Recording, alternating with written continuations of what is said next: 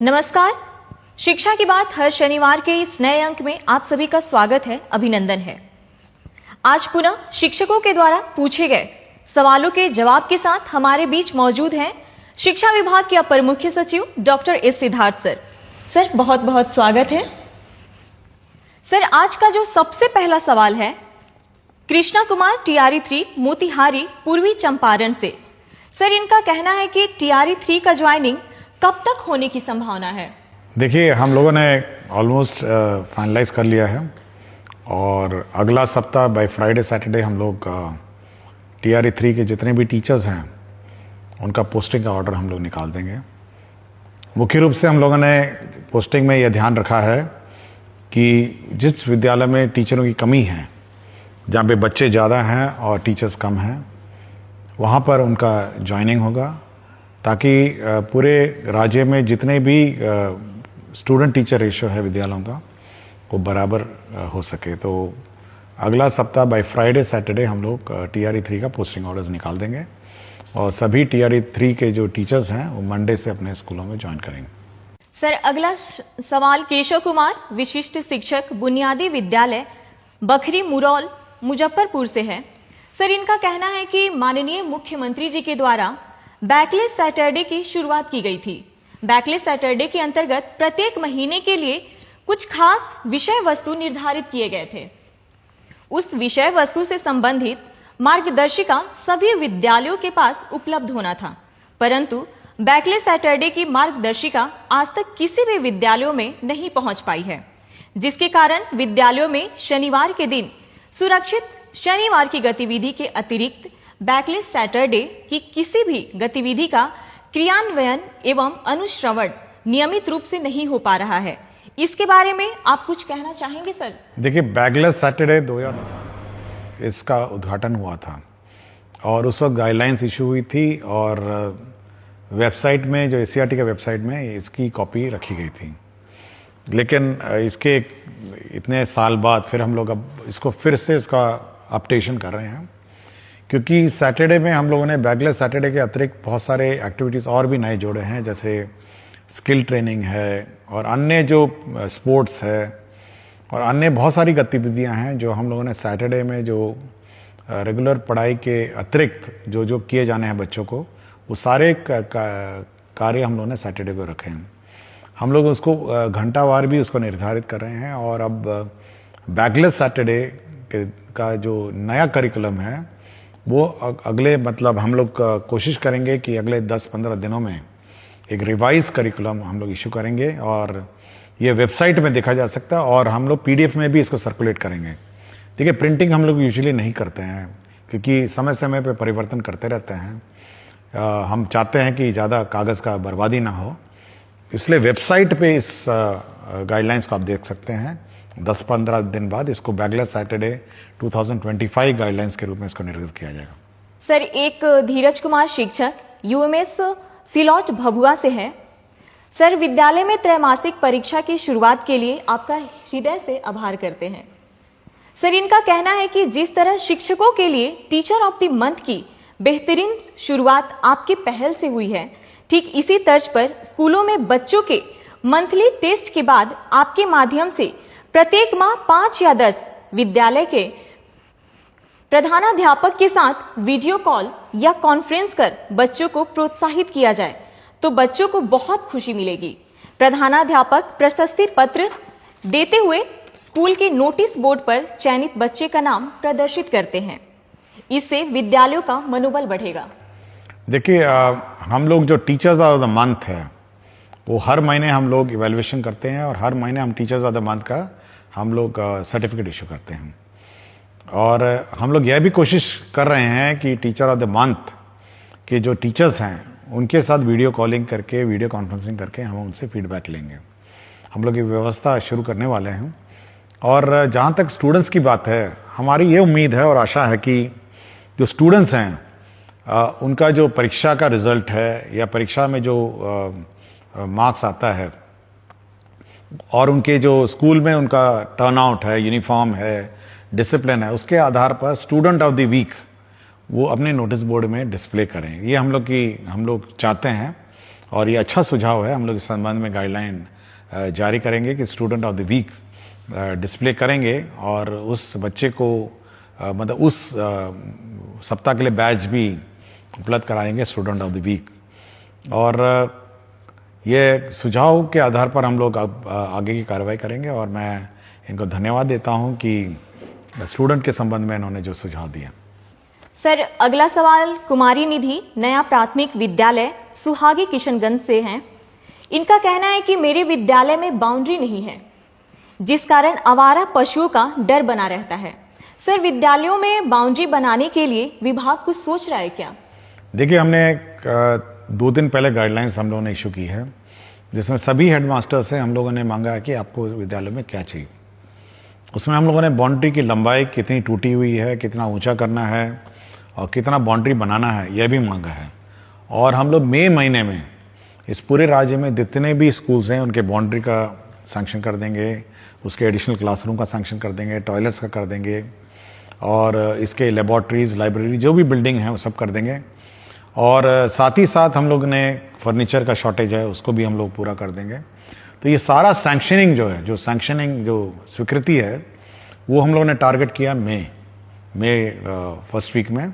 उसके बाद इसकी आपूर्ति की प्रक्रिया जून, जुलाई, अगस्त तक ये हम लोग का लक्ष्य है कि जुलाई से पहले ये कम से कम सारी चीज़ें बन जाए। सर, एक आशीष कुमार गौतम जी हैं, विद्यालय अध्यापक उच्च माध्यमिक विद्यालय माधोपुर मनेर पटना से। सर, ये कहते हैं कि बिहार बोर्ड 10वीं और 12वीं का परिणाम देश भर में सबसे पहले जारी कर एक कीर्तिमान बनाता है, लेकिन 10वीं के रिजल्ट के 1 महीने बाद 11वीं में प्रवेश प्रक्रिया शुरू किया जाता है, जो लगभग जुलाई तक चलता है, जिस कारण बच्चे काफी समय विद्यालय से दूर रहते हैं। सर, जिस तरीके से शिक्षा विभाग कक्षा 1 के लिए नामांकन अभियान चलाती है, क्या उस तरीके की कोई ऐसी व्यवस्था हो सकती है जिससे मार्च में परिणाम प्रकाशित होने के तुरंत बाद 11वीं के प्रवेश प्रक्रिया शुरू कर अप्रैल द्वितीय सप्ताह से कक्षा आरंभ किया जा सके तथा पूरी प्रवेश प्रक्रिया अप्रैल अंत तक समाप्त किया जा सके? देखिए, हम लोगों ने मैंने डायरेक्टर सेकेंडरी को यह निर्देश दिया है कि वे गाइडलाइंस निकालेंगे और जितने भी 10th पास हैं वो प्रोविजनली एडमिट हो जाएंगे 11th क्लास में उनके अपने पंचायत में, क्योंकि हर पंचायत में अब हाई स्कूल है। तो प्रोविजनली सभी को एडमिशन करके क्लासेस स्टार्ट करने का मैंने निर्देश दिया है। हम लोग मंडे से मॉनिटरिंग करेंगे कि कितने बच्चों ने 11th ज्वाइन किया है और उनकी कक्षा मंडे ट्यूसडे, हो सकता है 2-3 दिन लेट हो जाए, लेकिन अगले सप्ताह से सभी 11th क्लास के बच्चों का क्लास शुरू करना है। यदि किसी बच्चे को कोई और स्कूल स्थानांतरण करना है या टीसी लेके किसी अन्य स्कूल में दाखिला करना है तो उसकी प्रक्रिया अलग है, किंतु प्रोविजनली सभी लोग अब 11th क्लास जो है अपने ही पंचायत में इमीडिएटली अगला सप्ताह ज्वाइन करें और अपने क्लासेस शुरू करें। सर, रश्मि बाला बरनवाल विद्यालय अध्यापक उच्च माध्यमिक विद्यालय सुपौली पचरुखी सिवान से हैं। ये कहती हैं कि अंग्रेजी विषय को 9वीं और 10वीं में भी अनिवार्य किया जाए। इन स्तरों पर अंग्रेजी सीखने और अध्ययन करने के लिए छात्रों को आकर्षित करना कठिन है, जिसके कारण उच्चतर माध्यमिक स्तर पर अंग्रेजी में खराब प्रदर्शन होता है, क्योंकि उन्हें अंग्रेजी समझने में वास्तविक कठिनाई का सामना करना पड़ता है, जो पहले से ही दूसरी भाषा है और उन्होंने इस कक्षा 10 तक गंभीरता से नहीं सीखा है। देखिए, हम लोग इस बार 9th, 10th, 11th, 12th में बुक्स, बाइलिंगुअल बुक्स हम लोग लाइब्रेरी में उपलब्ध कराएंगे। सारे बुक्स 2 भाषा में होंगी, एक हिंदी में और अंग्रेजी में, और एक ही किताब होगी, एक तरफ हिंदी रहेगी, एक तरफ अंग्रेजी रहेगी। हमारी कोशिश है कि जो बच्चे हैं वो जब हिंदी पढ़ रहे होंगे उसका अंग्रेजी रूपांतर भी साथ ही साथ पढ़ेंगे, और हम लोग अच्छी संख्या में उपलब्ध कराएंगे किताबें, और कोशिश करते हैं कि बच्चे 9th, 10th, 11th, 12th जो हैं वो दोनों भाषाओं में पढ़ें, और धीरे धीरे वो माइग्रेट करेंगे और अंग्रेजी के टेक्स्ट को समझने की कोशिश करेंगे, ताकि हायर एजुकेशन में जो भाषा में वो हायर एजुकेशन प्राप्त करना चाहते हैं उसमें उनको सहूलियत मिले। सर, अगला सवाल रंजीत कुमार प्राथमिक विद्यालय कन्या लक्ष्मीपुर रोसड़ा समस्तीपुर से है। कहते हैं कि हमारे विद्यालय के एक ही कैंपस में 4 प्रारंभिक विद्यालय संचालित हो रहे हैं। सभी को मर्ज कर देते तो पठन पाठन में सहूलियत होती। चेतना सत्र एवं अन्य विद्यालय गतिविधियां साथ साथ संचालित होने से बच्चों को परेशानी होती है। इसके संबंध में कुछ कहना चाहेंगे? देखिए, हम लोग बहुत स्पष्ट डीओस को कह चुके हैं कि जो स्कूल्स आपके एक ही परिसर में हैं उसको आप मर्ज करिए और सभी पठन पाठन कार्यक्रम इंटीग्रेटेड चलाइए। ये हम लोग पहले भी बोल चुके हैं और हमको जानकारी है कि ऐसे बहुत सारे कैंपस हैं जिसमें 2 स्कूल चल रहे हैं, 3 स्कूल चल रहे हैं, तो सभी लोग इंटीग्रेटेड रहें, एक ही कैंपस में रहें। अब ये संभवतः 3 हेडमास्टर होंगे तो वो हेडमास्टर अपना अलग करना चाह रहे हैं, दूसरा हेडमास्टर अपना अलग करना चाह रहे हैं, तीसरा हेडमास्टर अलग करना चाह रहे हैं। तो हम लोग कोशिश करेंगे कि सभी को मर्ज करके एक ही यूनिट बने, एक ही तरह चेतना सत्र बने और एक ही तरह सभी कार्रवाई करें। हम लोग नहीं चाहते हैं कि एक ही कैंपस में 3 स्कूल अपने अलग अलग चलते रहें। सर, एक नीलमणि प्रताप शाही उच्च मध्य विद्यालय कोडरा हाथा हथुआ गोपालगंज से है। ये कहते हैं कि ई लॉट्स शिक्षकों और अभिभावकों के लिए एक ई लाइब्रेरी है जिसमें कक्षा 1 से 12 तक के सभी पाठ्य पुस्तक उपलब्ध हैं, परंतु वर्तमान समय में यह प्ले स्टोर में उपलब्ध नहीं है। क्या इसे दोबारा हम शिक्षकों के लिए उपलब्ध करवाया जा सकता है? देखिए, इसको हम लोग रिवाइज कर रहे हैं और नेक्स्ट वीक से ये ऑन हो जाएगा। मुझे जानकारी देने के लिए मैं इनको धन्यवाद देता हूँ। मैंने जस्ट रिव्यू किया था, जब प्रश्न आया था मैंने इसकी समीक्षा की थी और अब हम लोग पूर्ण रूप से इसको ACRT जो हमारा रिसोर्स सेंटर है उसको मैंने जवाब दे दी है और अगला सप्ताह से ये रिवाइज्ड कंटेंट पोस्ट करेंगे और अगला सप्ताह से ये आप लोग इस वेबसाइट को देख पाएंगे जहाँ पर ई कंटेंट आप प्राप्त कर सकेंगे। सर, अगला सवाल शम्स आलम मध्य विद्यालय बैजा बिघा कुटुंबा औरंगाबाद बिहार से है। कहते हैं SCS सिद्धार्थ सर को मेरा प्रेम भरा नमस्कार। महाशय, शिक्षा की बात हर शनिवार कार्यक्रम आयोजित होने से काफी ज्यादा शिक्षक एवं छात्र लाभान्वित हो रहे हैं। सर, मेरा एक प्रश्न है कि शिक्षा विभाग मुफ्त पुस्तक वितरण करवा रही है। ये बहुत अच्छी पहल है, परंतु पुस्तक का जो पन्ना होता है वह छोटे बच्चे बहुत आसानी से फाड़ देते हैं। तो क्या शिक्षा विभाग प्राथमिक विद्यालय के बच्चों के लिए प्लास्टिक कोडेड पुस्तक वितरण करवा सकती है? इससे पूरे सत्र बच्चे के पास पुस्तक रह सकता है। देखिए, प्लास्टिक से तो दूर ही रहें और प्लास्टिक कोटेड किताबें पर्यावरण के लिए ठीक नहीं हैं और यह भी सीख है, बच्चों को सिखाना ज़रूरी है कि किताब नहीं फाड़ें। यह भी एक सीख है जो बच्चों को दी जानी चाहिए। बच्चे संभाल के अपनी किताबें रखें, सरकार बड़ी मुश्किल से प्रिंट करके देती है, तो धीरे धीरे बच्चे सीख लेंगे। जब फाड़ेगा तो उसको लगेगा कि नहीं, अगली बार नहीं फाड़ना चाहिए, तो यह भी एक सीख ही समझिए।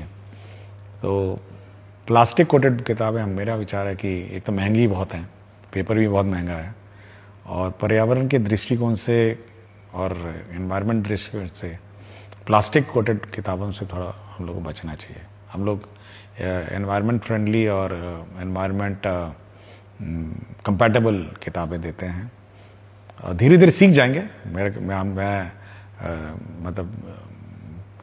मतलब कम से कम किताब तक आकर उसको अध्ययन करना या उसके साथ उसको फाड़ना, ये सब लर्निंग प्रोसेस की प्रक्रिया है और मैं सोचता हूँ कि बच्चे को जिसमें खुशी है वही करे।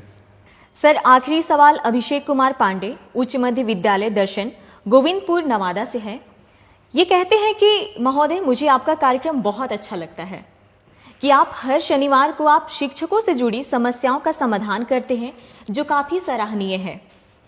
मेरा आज का प्रश्न है कि जो शिक्षक शिक्षिका BPSC से ज्वाइन किए हैं, क्या उनको भी मेडिकल व मातृत्व राशि दे होगा?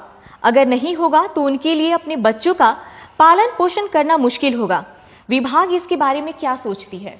देखिए, विभाग ने बहुत स्पष्ट किया कि मेडिकल लीव जो किसी को मेडिकल लीव है उसको दे है और दूसरा है कि जो मैटरनिटी लीव है, जो मैटरनिटी लीव स्टैंडर्ड है, ये दोनों दे हैं। तो मैं बहुत बार मुझे शिकायत भी आती है, लोग मुझे कॉल करके पूछते भी हैं, कुछ लोग अपना फ़ोटो भी भेज देते हैं कि देखिए हम बीमार पड़े हैं अस्पताल में, कोई छुट्टी नहीं मिली है। तो मैं बहुत स्पष्ट किया सबको कि भाई मेडिकल लीव, जब आप विद्यालय अटेंड नहीं करते हैं मेडिकल लीव आप ले लीजिए।